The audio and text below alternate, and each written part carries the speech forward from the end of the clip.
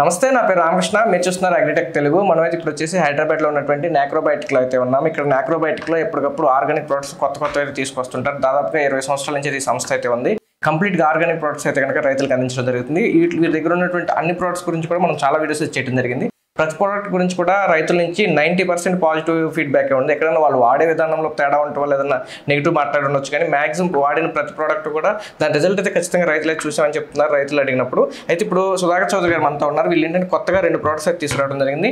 నాక్రో O2 అని చెప్పేసి, అలాగే నాక్రో పాస్పో అని. ఈ 2 ప్రోడక్ట్స్ వాడటం వల్ల సాయిల్ అయితే ఏంటి సస్టైన్ అవుతుంది, పంట దిగుబడి బాగా వస్తుందని చెప్పేసి చెప్తున్నారు. ఇప్పుడు సుధాకర్ చౌదరి గారితో మాట్లాడి అసలు ఈ 2 ప్రోడక్ట్లు రైతులు ఎప్పుడు వాడుకోవాలి, ఇటు వాడుకోవడం వల్ల ఎలాంటి ప్రయోజనాలు కలుగుతాయి, ఆల్రెడీ మార్కెట్లో అనేక ప్రోడక్ట్స్ ఉన్నాయి కదా, ఈవెన్ వీళ్ళ దగ్గర కూడా అనేక ప్రొడక్ట్స్ ఉన్నాయి, వాటితో కంపేర్ చేసినప్పుడు ఇవి కూడా ఎందుకు వాడుకోవాలనేది అన్ని విషయాలు తెలుసుకుందాం. వీడియోలోకి ఇంకా మీరు మన ఛానల్ సబ్స్క్రైబ్ చూస్తుంటే తప్పకుండా సబ్స్క్రైబ్ చేయండి, పక్కన బెల్ ఐకాన్ క్లిక్ చేసి నోటిఫికేషన్స్ ఎనేబుల్ చేసి పెట్టుకోండి.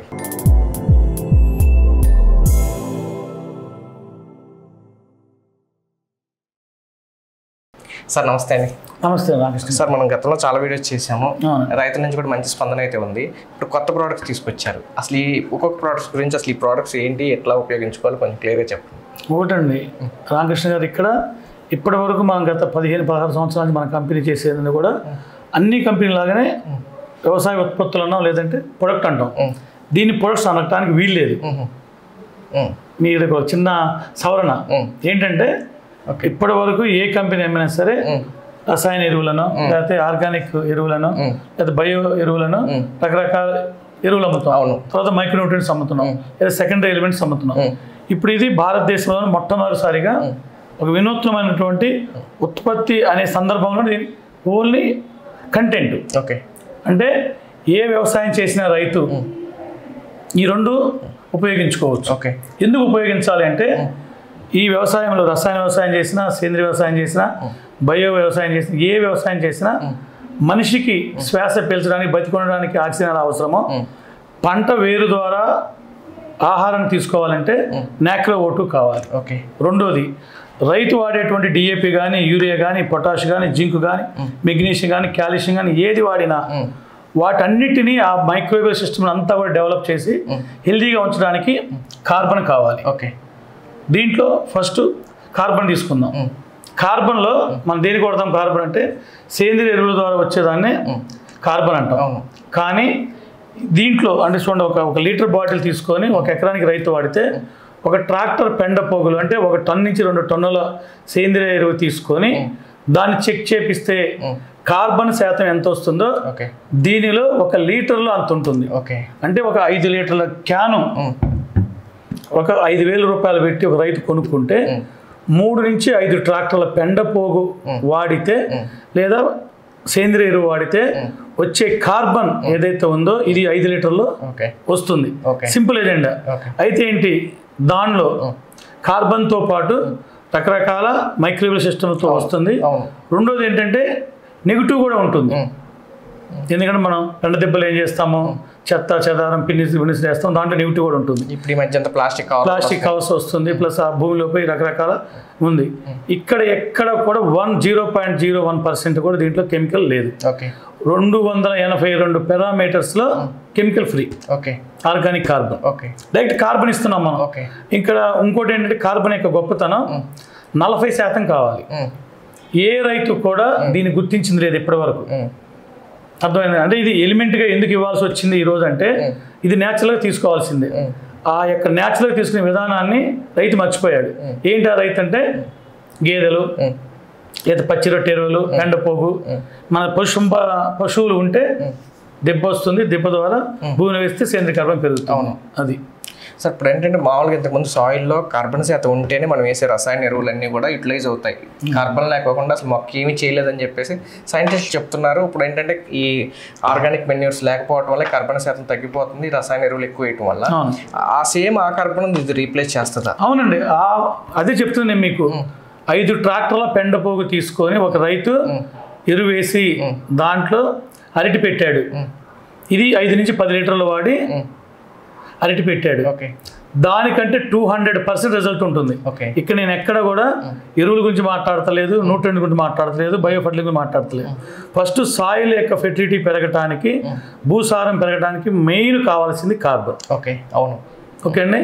ముందు ఏ న్యూట్రియంట్ అయినా కార్బన్ తోటి శత్రుత్వం ఉండదు, అన్నిట్లో కలిసిపోతుంది.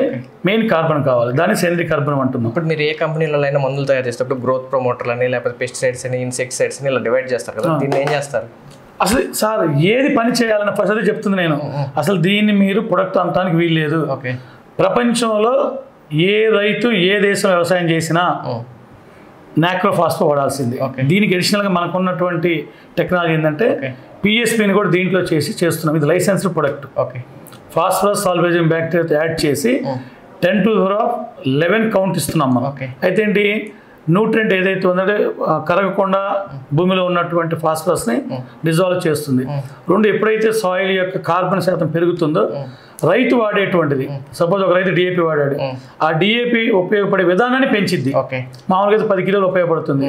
ఇది వాడుకుంటూ డిఏపి వాడితే డిఏపి 30% 40% తగ్గించుకొని అతని యొక్క పని విధానం ఏం చేస్తుంది, 200% పెరుగుతుంది. అది లాజిక్. ఇది కంపల్సరీ ప్రతి పంటకి వాడుకోవాల్సిందేనా? ఒకసారి వాడుకుంటే దాంట్లో కార్బన్ శాతం ఉండిపోదా పంటలో? లేదండి, భూమిలో. అయితే ఇక్కడ ఒకటండి, కార్బన్ ఎక్స్క్లూజివ్గా వాడాలనుకుంటే 2 విధాలుగా వాడుకోవచ్చు. ఒకటి CN రేషియో అంటాం. అసలు CN రేషియో అనేది నేను చెప్పింది కాదు, లేదా నాక్లో చెప్పింది కాదు. అగ్రికల్చర్ చదువుకునే ప్రతి ఒక్కరికి క్లాస్ రూమ్స్లో చెప్పేది కార్బన్ నత్రజని యొక్క నిష్పత్తి. 10% కార్బన్ ఉండాలి, 1% నత్రజని ఉండాలి. ఈ రోజులో 100కి 100 మంది రైతుల్లో ఎవరు కార్బన్ వాడుతున్నారు, ఎవరు నత్రజని వాడుతున్నారు అంటే 100కి 100 మంది నత్రజని వాడుతున్నారు, 100కి 1 కూడా కార్బన్ వాడట్ల. ఎంతో కొంత పశువుల ఎరువులు వస్తుంది కదా. అసలు ఆ పశువులే లేవు కదా, ఇప్పుడు సమస్య ఎక్కడ కదండి. ఆ పశువులే ఉంటే అసలు ఈ ప్రాబ్లమ్స్ రావు, ఇటువంటి నాక్రో ఉత్పత్తులు రావు, లేదంటే మేము తీసుకెళ్ళేసి కార్బన్ అని చెప్పి అమ్మాల్సిన పరిస్థితి లేదు. మీకు అర్థమైందండి? అది అయితే ఇప్పుడు పశువుల ఎరువు వాడలేనటువంటి పరిస్థితులు ఎవరన్నా, లేకపోతే ఆల్రెడీ వాడుతున్న వాళ్ళకి కూడా ఇది ఉపయోగపడుతుంది. ఎవరికి అండి, ప్రతి రైతు 1/2 ఎకరం నుంచి 100 ఎకరాలు చేసే ప్రతి రైతుకు కూడా ఒక యూరియా బ్యాగ్ వేయాలి. మీరు 50 కిలోలు 45 కిలోలు యూరియా బ్యాగ్, దాన్ని 1 ఎకరానికి వేయాలనుకున్నారు మీరు, దాన్ని 2 ఎకరాలకు వేసుకోవచ్చు. ఈ కార్బన్ కలుపుకుంటే చక్కగా ఇది తేనెలాగా ఉంటుందండి. ఇది నీళ్ళలాగా ఉండదు, తేనెలాగా మనకి స్వచ్ఛమైన తేనెలా ఉంటుందో చిక్కగా తేనెలాగా ఉంటుంది. మీకు యూరియాలో కానీ డిఏపిలో కానీ దేంట్లోనైనా కలిసిపోతుంది. చక్కగా కలబెట్టుకొని చల్లుకుంటే దాని పనితనం కూడా పెరుగుతుంది. అంటే ఇప్పుడు దీన్ని ఎలా యూజ్ చేసుకోవాలి? లిక్విడ్ ఫామ్ లో ఉంటుంది, ఇది జెల్ ఫామ్ లో ఉంటుంది. లైట్ లిక్విడ్కి తేనెకి మధ్యలో ఉంటుంది. ప్లస్ ఇది ఏంటంటే డిఏపిలో కలిపేసేసుకొని సరిపోతుంది. మామూలుగా డ్రిప్ ఉన్న వాళ్ళకి డ్రిప్ వెళ్ళిపోతుంది, ఈజీ అసలు. పంట వేసుకునే ముందే ఇచ్చుకోవాలా? పంట ఎప్పుడైనా సరే, ఇప్పుడు అప్పుడేం లేదు. ఎరువులు ఏ ఎరువులు వాడినా అదే చెప్తాను మీకు. ఇక్కడ వ్యవసాయ విధానం, వ్యవసాయం చేసే ప్రతి రైతు, అందుకని ఫస్ట్లో చెప్పాను నేను, వ్యవసాయం చేసే ప్రతి రైతు ఇది వాడాల్సిందే. అంటే తెలంగాణ ఆంధ్రాలో ఒక 5 కోట్ల ఎకరాల వ్యవసాయ భూమి ఉంది. 5 కోట్ల ఎకరాల్లో పంటను బట్టి 2 లీటర్ల నుంచి 10 లీటర్ల వరకు వాడుకోవచ్చు. అంటే ఒక నాక్రో బయోటెక్కే ఎన్ని కోట్ల లీటర్ అమ్మొచ్చు అండి? యావరేజ్గా 20 కోట్ల లీటర్ల రిక్వైర్మెంట్ ఉంది. సార్, ఇప్పుడు పంటను బట్టి ఆడాలంటున్నారు కదా. ఇప్పుడు టమాటా పంటలు 3 నెలలు 4 నెలల పంట, స్వల్పకాలిక దీర్ఘకాలిక పంట డివైడ్ చేసుకుని చెప్తాం. స్వల్పకాలిక పంటలు 3 నెలలు 4 నెలలు పైపోయాటికైతే ఎంత వాడమంటారు? 2 నుంచి 3 లీటర్లు సరిపోతుందండి. ఒక పంటకాలం మొత్తం మీద. ఎప్పుడైతే రైతు ఎరువులు సేంద్రియ ఎరువులు వాడతాడో, లేదా రసాయన ఎరువులు వాడతాడు, లేదా బయో ఫర్టిలైజర్ వాడతాడు, దాంతోపాటు ఒక 1/2 లీటర్ కలుపుకొని డ్రిప్ ఉంటే డ్రిప్లు ఇచ్చేసుకోవచ్చు. లేదు నాకు డ్రిప్ లేదండి, యూరియా డిఏపి పొటాష్ వేస్తున్నాను, దాంట్లో కలిపి వాడుకోవచ్చు. లేదు బయో ఫర్టిలైజర్స్ ఉంది, ట్రైకోడర్మా చూడ, ఇక్కడ దీంట్లో ఉన్న ప్లస్ పాయింట్ ఏంటంటే అన్నిట్లో కలుస్తుంది. ఇది దేనికి శత్రుత్వం కాదు, అన్నిట్లో కలిపేసుకోవచ్చు. డ్రెంచింగ్ కూడా చేసుకోవచ్చు, వాటర్ కలిపి డ్రెంచింగ్ చేసుకోవచ్చు. దీనివల్ల ఇంకొకటి ఉత్తమమైనటువంటి రైతు చెప్పినది ఏంటంటే, నేను టెక్నికల్గా చెప్పను కానీ రైతుల ఫీడ్బ్యాక్, సార్ మేము కార్బన్ వాడిన తర్వాత మాకు సాయిల్ బోరాన్ డిసీజ్ ఏది రాలేదు, మాకు వేరుకులు తగ్గింది, దాంట్లో నెమటోడ్స్ తగ్గింది. ఇవేంటంటే ప్రాక్టికల్గా రైతు ఎంజాయ్ చేసినటువంటి దాన్ని, టెక్నికల్గా నేను చెప్పట్లేదు. ఇప్పుడు మనం ఈ వీడియోలో కార్బన్ గురించి మాట్లాడాం కదా, ఇటు నాక్రో పాస్పో, అలాగే ఈ ప్రోడక్ట్ గురించి కూడా చిన్న హింట్ ఇవ్వండి. నెక్స్ట్ వీడియోలో దీని గురించి పూర్తిగా మాట్లాడుకుందాం. ఇప్పుడు ఆ O2 గురించి క్లియర్గా అసలు 1 మినిట్లో చెప్పండి. ఒకటండి, ఇది O2 అంటే ఆక్సిజన్. మనిషి బతికి ఉండటానికి ఆక్సిజన్ ఎలా పీల్చుకుంటామో అదేవిధంగా మొక్కలు బతికి ఉండాలి అన్నా, మంచి ఫుడ్ తీసుకోవాలన్నా సాయిల్ ఏం చేయాలి, ఆక్సిజన్ జనరేట్ చేయాలి. మనకి అది ఎక్కడి నుంచి వస్తుంది అంటే బయట నుంచి వచ్చేది లేదు, వాటర్ ద్వారానే వస్తుంది. ఏదైతే ఈ వాటర్లో మనం ఈ O2ని కలిపి యూజ్ చేసామో వాటర్లో ఉన్నటువంటి హైడ్రోజన్ని ఆక్సిజన్ డివైడ్ చేస్తుంది. ఓకే, అది మీరు గ్లాస్లో పోస్తే క్లియర్గా 5 నిమిషాల్లో చూడొచ్చు. Okay sir. వద్దన్నా అదేవిధంగా ఎప్పుడైతే సాయిల్ యొక్క pH మార్చేస్తుంది, అంటే న్యూట్రల్ pH చేస్తుంది. ఓకే. మూడో పాయింట్ వచ్చేసి సాయిల్ ఏరియేషన్, అంటే బాగా గుల్లగారిపోయి, అంటే ఒక రైతు ఒక గుంటకతోటో గొర్రెతోటో వ్యవసాయ భూమిని కలయ దున్నితే ఎంత గుల్లబారిపోతుందో, ఇది 1 కేజీ నుంచి 2 కేజీలు భూమిలో వేస్తే భూమి అంతా కూడా పగిలిపోయి మెత్తగా తయారైపోతుంది. ఇది కూడా డిపెండింగ్ ఆన్ క్రాప్ బట్టి 2 నుంచి 3 కిలోలు 5 కిలోల వరకు. ఇది కూడా soil application. Soil application drip ఇచ్చుకోవచ్చు, సాయిల్ అప్లికేషన్. ఓకే, స్ప్రేయింగ్ ఈ రెండు అవసరం లేదు. స్ప్రేయింగ్ అవసరం లేదండి, అంటే స్ప్రేయింగ్ అవసరం కానీ దాని ఫార్ములేషన్ వేరండి. కార్బన్ ఆక్సిజన్ కాంబినేషన్స్ లో కొంచెం మోడిఫికేషన్ ఉంటుంది. దీన్ని కొంచెం ఒక 20% చేంజ్ చేసుకుని టెక్నికల్ గా వాడితే నో ఎనీ ఫంగిసైడ్. ఓకే, దాని గురించి మళ్ళీ సపరేట్ గా మాట్లాడుకుందాం. మనం సాయిల్ అప్లికేషన్ ఇచ్చుకుంటే కనుక మంచి బెనిఫిట్ ఉంటుంది. ఇదేమో కార్బన్ శాతాన్ని పెంచుతుంది, వేరే రూట్ ద్వారా రూట్ కావాల్సినటువంటి ఆక్సిజన్ ఇది ఇస్తుందండి. ఓకే, పంటను బట్టి అయితే ఏదైతే ఎంత క్వాలిటీ వేసుకోవాలో రైతు వేసుకోవాలి.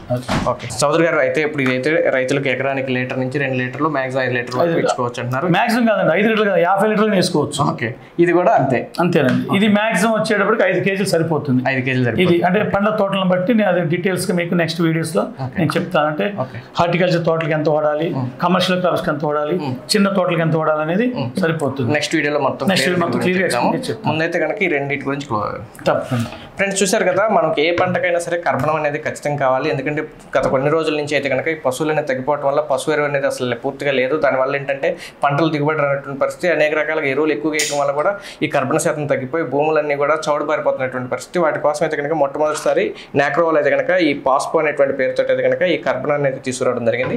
పంటను బట్టి మినిమం లీటర్ నుంచి 2 లీటర్లు 5 లీటర్లు రైతు స్తోమతను బట్టో లేకపోతే రిక్వైర్మెంట్ని బట్టో ఇచ్చుకుంటే కనుక మంచి దిగుబడులు రావడానికి అయితే అవకాశం ఉందని చెప్పి చౌదరి గారు చెప్తున్నారు. అలాగే ఈ నాక్రో O2 అనేది కూడా ఆక్సిజన్ మొక్కకి రూట్ ద్వారా ఆక్సిజన్ అందినప్పుడే భూమి అనేది గుల్లబరిసి ఉంచుతుంది. దానివల్ల రూట్ డెవలప్మెంట్ బాగా ఉంటుంది. దానివల్ల సాయిల్లో ఉన్నటువంటి ఫుడ్ని మొక్క బాగా తీసుకుని బాగా గ్రోత్ రావడానికి దిగుబడి రావడానికి అవకాశం ఉంటుంది. పూర్తి వివరాల కోసం స్క్రీన్ మీద కనబడుతున్న నెంబర్ మీరు కాల్ చేసి అనే విషయాలు తెలుసుకోవచ్చు. వీడియో నచ్చినట్లయితే లైక్ చేయండి, షేర్ చేయండి. Thank you.